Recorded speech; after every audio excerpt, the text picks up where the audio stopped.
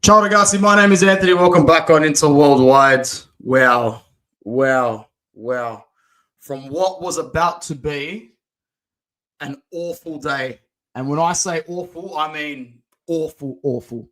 From what was about to be an absolutely awful day at 1-0 goes back to being a really bad day. And when I say really bad, I mean really, really bad. Really bad at 1-1. But then something amazing happens. Like Fat Gandalf says, we lucked out. We lucked out. We are not dead just yet. We live to fight one more match day, 2 more match days, maybe 3 more match days, until we decide to do exactly again what we did today. And who knows? Maybe that won't happen for a while, but it is going to happen. Let's go to some comments first, and then let's talk about what we are going to talk about on today's stream. And a big shout out to the 15, 17 of you who have clicked this stream and are on Inter Worldwide right now. It's a fantastic way that we have grown this channel a little bit recently. Make sure you subscribe if you are new. And if you are new, comment and let me know who you are, because nothing I love more than meeting new people. Channel members are in the house. Channel member like Adam. Man like Adam says, great signing.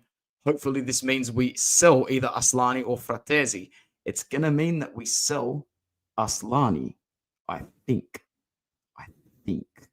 But to be honest, the profiles aren't exactly the same between Aslani and this guy. And I think that we will explain why very soon. Next comment. I know he's injured, but I wish he joined Inter now so he gets to know the squad better. For sure. I hope you're doing good, Anthony. I'm at work at the moment, so I can't catch the live. I'll watch later whilst doing a session. Make sure you train hard, my G. The Sucic news has definitely lifted up my spirits. Or is it It's Sucic, isn't it? Sucic. Yeah, I had to change the thumbnail because I read it wrong somewhere else. It was an honest mistake because I literally read it on a website that was reporting it, and they got the spelling wrong as well. Balkan Gang is back, bro. Kevapi FC is back. Super curious who he is replacing. Once again, it should be Aslani. It was a big relief, wasn't it, my guy, my Balkan warrior. Up front 9, new guy in the house. Thank you very much for coming through. I really appreciate it. How are we all feeling now after what's happened, guys? How are we all feeling after getting the signature of Petar Sucic, the wonder kid? I didn't prepare any graphics or anything today, so we might just do a scroll through Twitter once again like we did yesterday. And, yeah, just hopefully, or was it the day before? The day before, I think. Hopefully we can build some positivity after getting that late goal. The only sort of solace I'm taking from this match is that it's a lot better to tie the game 1-1 from behind than to lose it from ahead. Much better. And we know this, guys. We know this. We know the worst feeling ever as an Inter fan is to cop a late goal that prevents you from getting 3 points. It's the worst feeling in the world. So yes, the Napoli draw is a big belief. We lucked out. Frankie says, even with the Napoli draw, we are still bottling it. Facts. Can we say that Milan is this year's Sassuolo? Facts on facts. Sal, how you going, man? Happy to catch it. Happy that you're here to catch it. It's been a while. Good to see you, Sal. My brother, good to see you, man. We just don't look as critical, you mean clinical probably, as last season. Obviously, I hated the result today, but I really liked how Zalewski played in his debut. Yeah, 1 assist, 1 appearance, 1 goal contribution already. 1 goal contribution already. We love that. And you know what? I've already read today that some Dinamo Zagreb fans are a little pissed off with the price tag. They think that they could have squeezed a little bit more out of us. They think that 20 for Sucic was a realistic selling price. He exploded for them with first-team Croatia caps. He's a good box-to-box player with a lot of energy as well and makes very good decisions on the ball. He makes runs in behind. He finds space on the pitch. He can surprise you with an occasional moment of brilliance as well. And he's improving every single game that he plays. These are words from a Dinamo Zagreb fan. Not me. Not me. I ain't no scout. You want a good scout report, go to the Uncle Sharma channel. You're not going to get it here. That's for sure.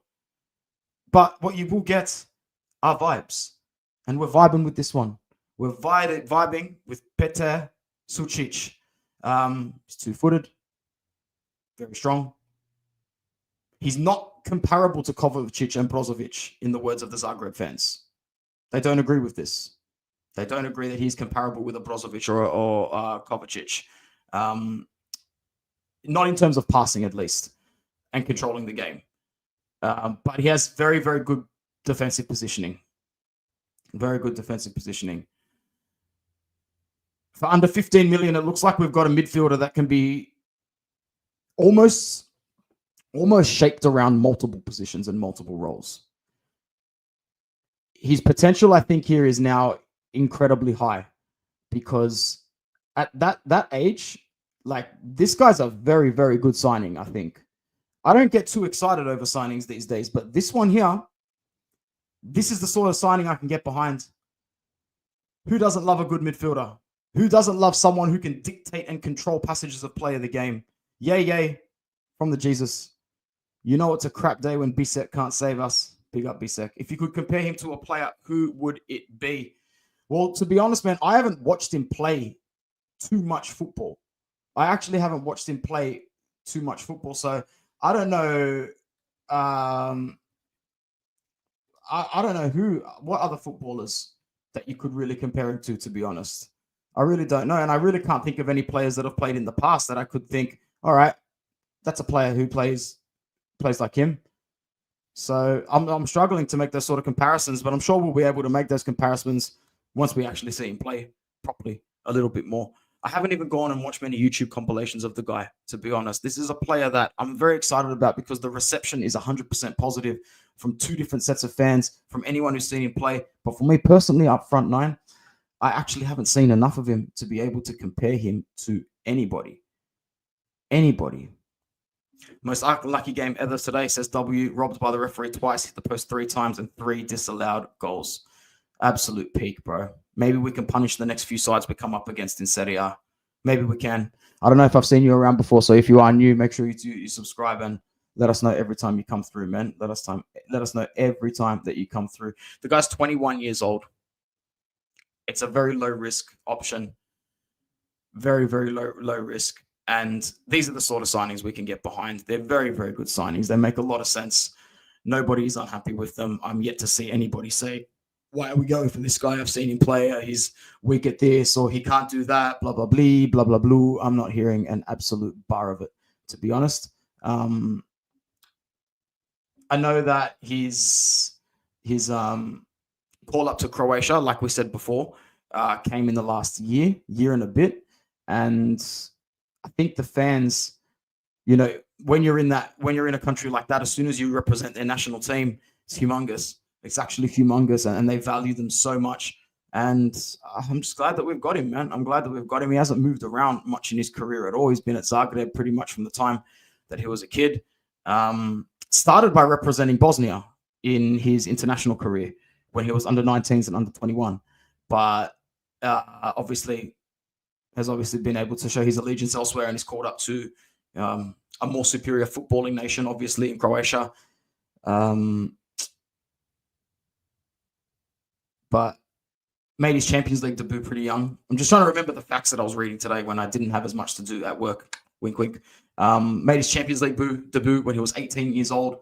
So that's pretty good as well. Has already played Champions League football. Has already played a few games there. I think that's really it. I remember about reading about him today. Because there's still not too much about him. There's still not too much about him in terms of the grand scheme of things.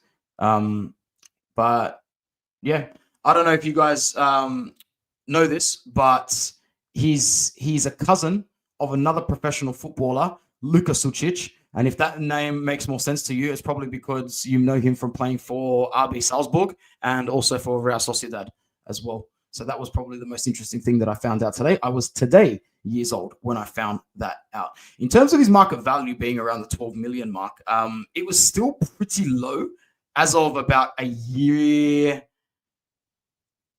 and like a year and a bit, not even a year and a half, just a year and a bit.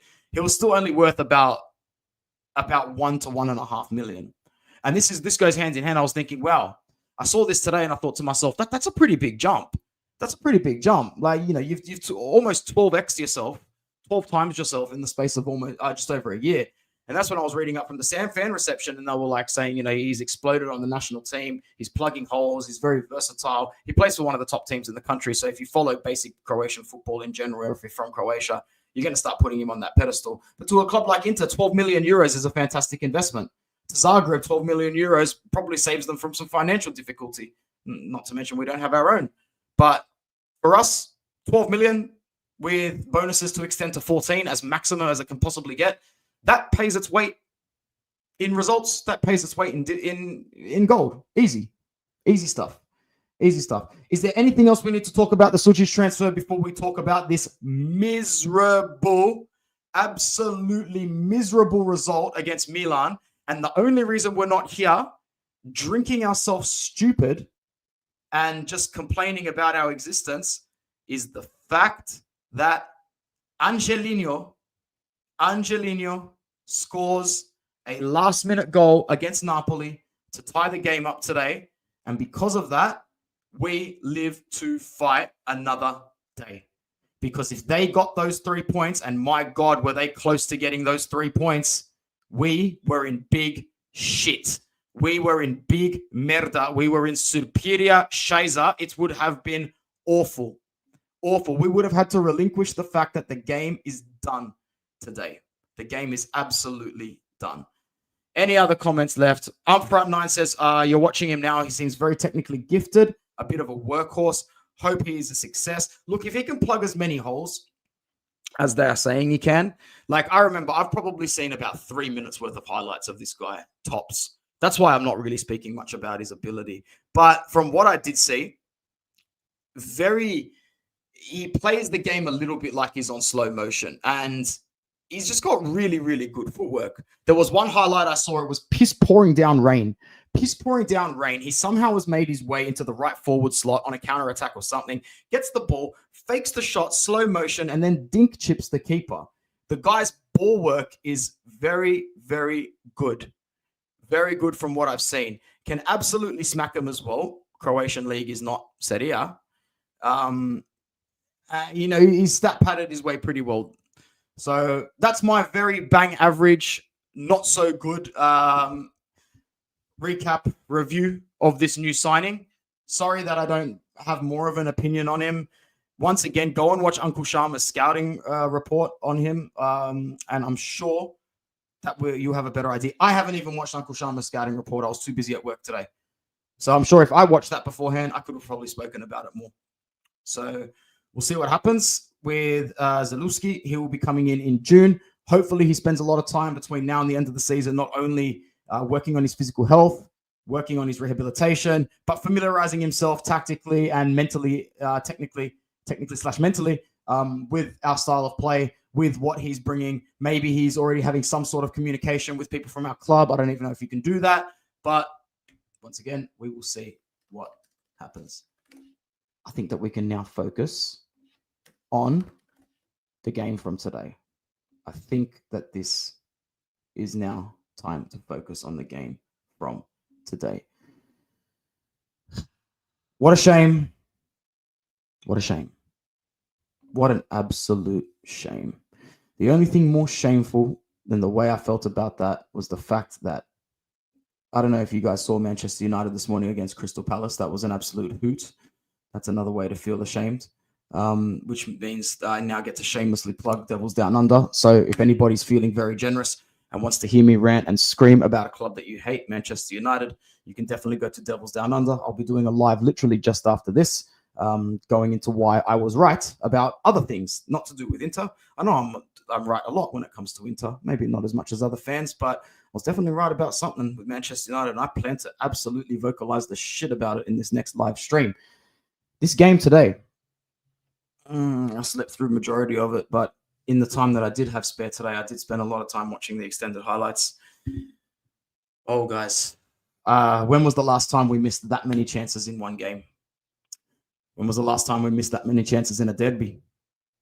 When was the last time we conceded so few chances in a derby but were punished so quickly? Actually, I think that we've done that a few times recently. Today, especially that second half, mate, that is just peak Inter in ways that I haven't seen in a long time. Kudos to us for finding the equaliser deep and not giving up. But, man, the chance in the first half, Lautaro's one on the half volley, I'd say that's a 6 out of 10 chance. Not even, 5 out of 10. I don't think he can do much more. I think that the cross is good, but not great.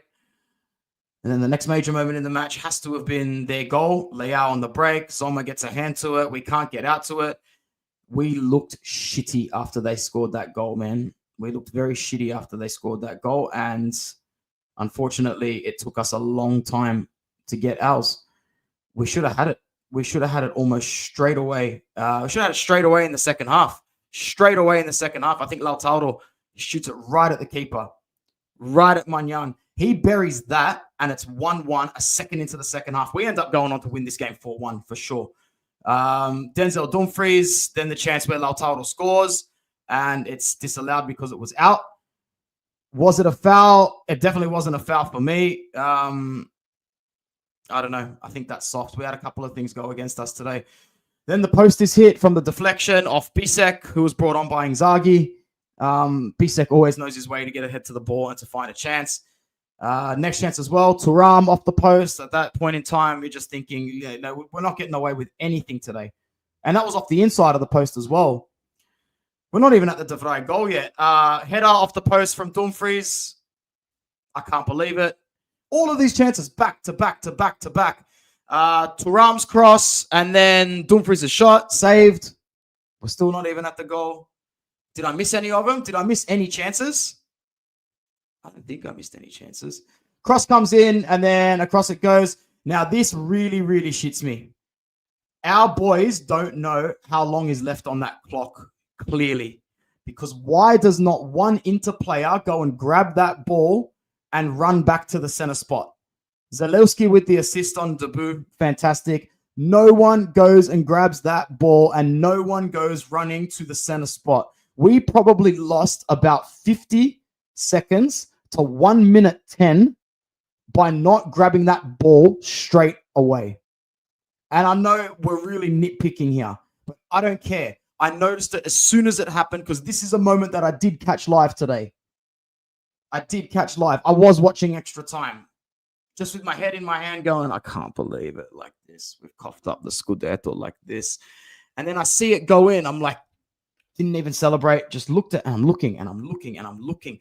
Why did no one grab the ball? Why did no one grab the ball? We did not get a clear penalty on Marcus Thuram as well. I'm very glad Inzaghi came out at the end of the match with his chest to talk about that because we needed that. We needed our manager to stay staunch in that situation there. We needed him to back us. Conte had a bloody sook, and look what happened. We've been denied all of these clear-cut chances since. And I don't blame referees. I don't blame referees. Not when you're this Inter. This Inter should always be finding a way to win. It shouldn't be about referees. Today wasn't really about referees. Today was more so like we should have still buried our chances ourselves. The financial stability, we have to be able to get someone and leave him on loan. This is almost pre-COVID Sunik stuff. Emphasis on the almost paid. They paid much higher fees. Absolutely. They did. They did pay much higher fees. These are very, very good deals. Fantastic deals. Excellent deals. Most annoying thing is they always score the same scenario goals on us. Yep. They're piss poor. They're shit. And they grab counterfeit goals on the counter. If it was the Inter versus Man U, who would I go for? Oh, bro, that's not even a question, man. That's not even a question. This is a love this is a love that is like no other, bro. Like no other whatsoever. This was the first derby I missed because I had work at 5 a.m. Sometimes it's easier that way, bro. From the highlights and tweets, people are saying we played good, but awful at finishing. Also, Thuram deserved a penalty. 100% he did. Takedown on Thuram was denied.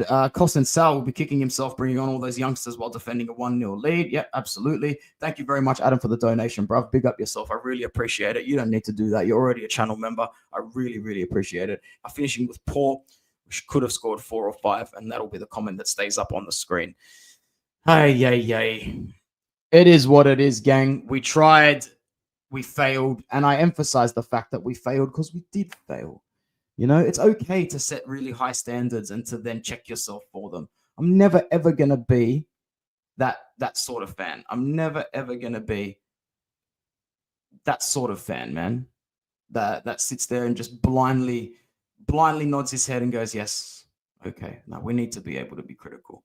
We need to be able to be critical. All right, let's have a look.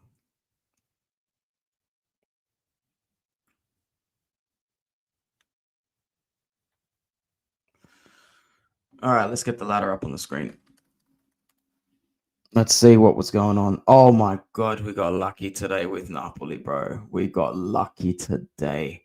We got lucky. Nah, all good, Adam, man. Anytime. We will go to Napoli and get the points back. That's my optimistic brother, Sergio, coming in as per usual. Let me just get this screen up.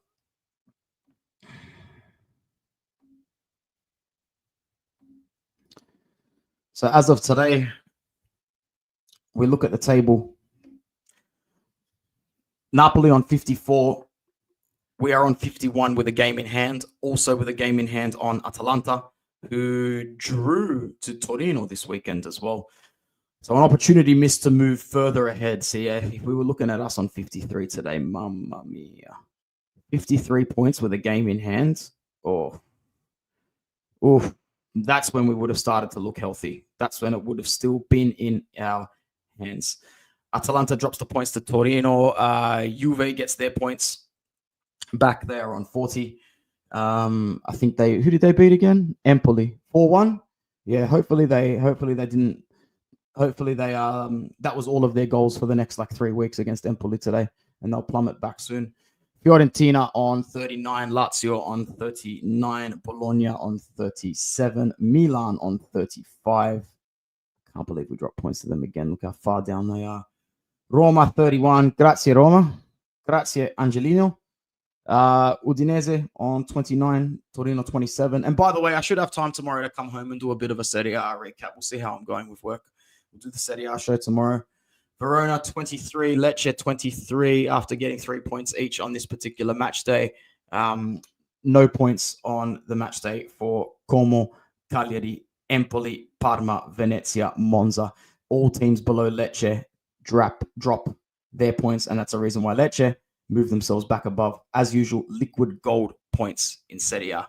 Liquid gold points in Serie A if you are in the bottom half of the table.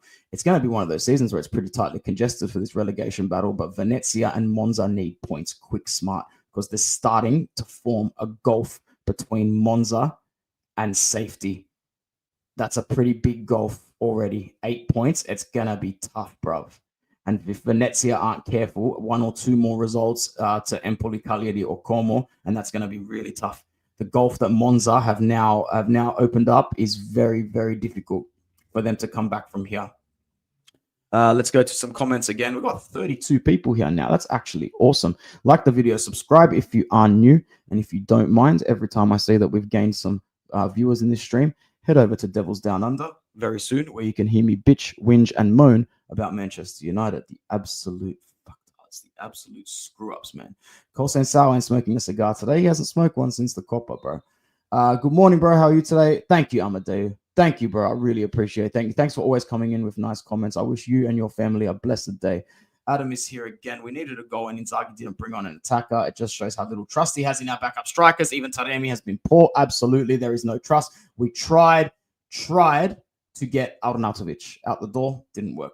Thoughts on Sucic? He's ready for the first team. Definitely for rotating purposes. Yes. I encourage you to rewind the stream and watch from the start, bro. We covered Sucic already for a fair bit of time. And welcome as well. I haven't seen your name before. Welcome to the channel. If you are new, definitely make sure to subscribe. It's very, very good to see new people here pretty much every stream now. Every stream. I really appreciate it. Lord Figo's in the house. My Scudetto. Always Lord Figo's Scudetto. Indeed. We go to the fixtures and then we finish up. We go to the fixtures and then we finish up. We've got a game before this. Fuck.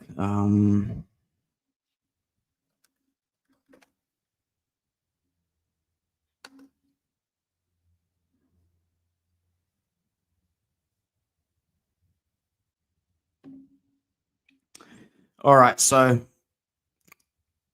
can you guys see that? Oh, no, you're looking at the different slide. 1 second.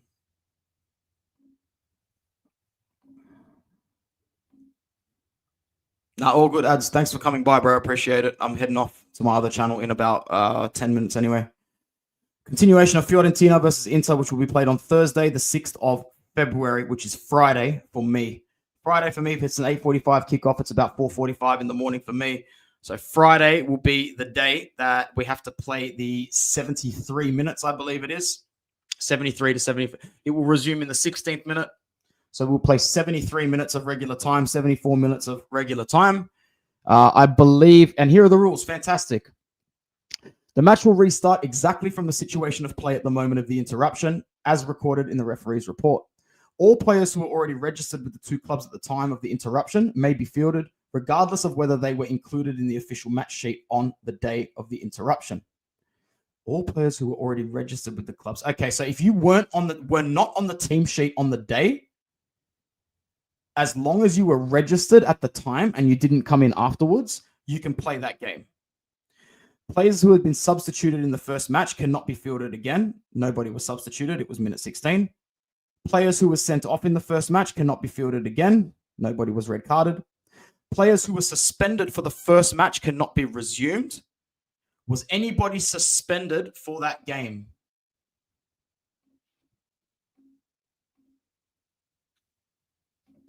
Our lineup in that game was Sommer, Bastoni, De Vrij, Bisek.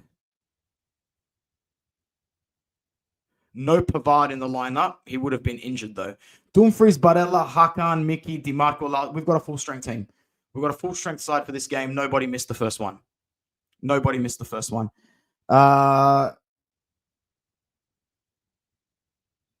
Players who received a suspension due to a match played after the interrupted game are eligible to play in the resumed match. This was the key rule I was looking for, because I believe that this rule applies to Denzel Dumfries.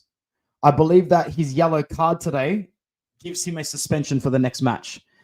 And if that's because of that, he's actually eligible to play this game against Fiorentina. He will not be able to play the other game, which is back-to-back, like Sal is pointing out. We also play Fiorentina again after that. If I'm not mistaken, this game is in the 73 minutes is in Firenze. So if you beat them there, you're probably going to whoop them at the San Siro afterwards, to be honest. Hopefully we whoop them at the San Siro either or. Yellow cards issued by the referee in the interrupted game will not be considered by the disciplinary bodies until the resumption. I don't even know if anyone got carded. All right, great. All right, so we've got our specifics all sorted for that situation right there. All right, guys, that's it for me on this platform. Like I said, if anybody feels like hearing me have a complete sook about Manchester United, do not hesitate to head to Devils Down Under. And I will see you guys for the next one, which will be probably tomorrow, actually. We'll do the Serie A review show tomorrow, provided that I get home and I've got the time to do it. All right, up front nine. I'll see you there. My guy, thank you so much. All right, that's it for me. It was very good to be here again. Shame about today, but we don't suck just yet. We are still around. We are not dead. Trust me, I'll let you know when we are dead. It's not today.